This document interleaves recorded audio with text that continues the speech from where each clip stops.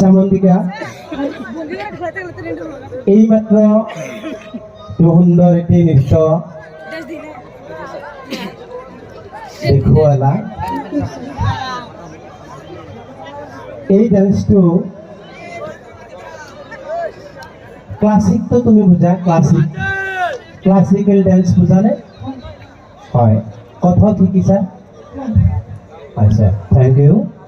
তো মই ক্লাছিকেলৰ ভিতৰত বুজি পোৱা যিহেতু ক্লাছিকেলৰ ভিতৰত মই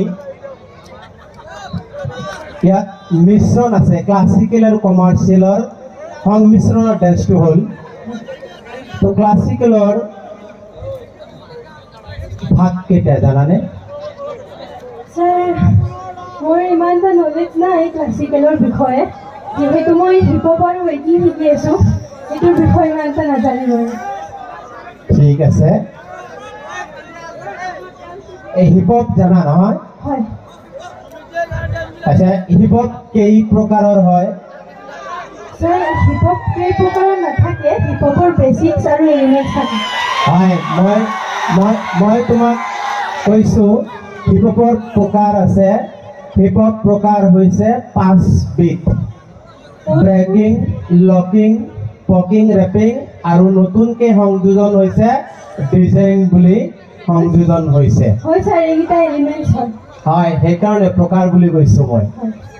গতিকে তুমি প্ৰথমতে মানা কৰিলে, এতিয়া কৈ স্বীকাৰ কৰিলা, তাৰ কাৰণে ধন্যবাদ জনাইছোঁ।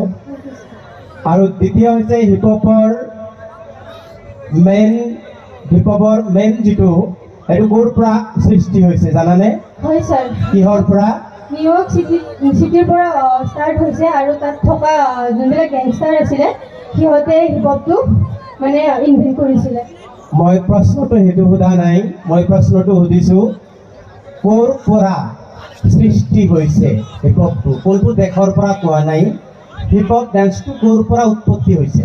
হয় ছাৰ, মই ক'লোৱে তাত থকা যোনবিলাক গেংষ্টাৰবিলাক আছিলে সিহঁতে হিপ হপটো সৃষ্টি কৰিছিলে। প্ৰথমতে আছিলে অল্ড স্কুল, তাৰপিছত মিডল স্কুল, এতিয়া নিউ স্কুল হৈছে। হয়। ৰেপ জানানে? ৰেপ? হয়।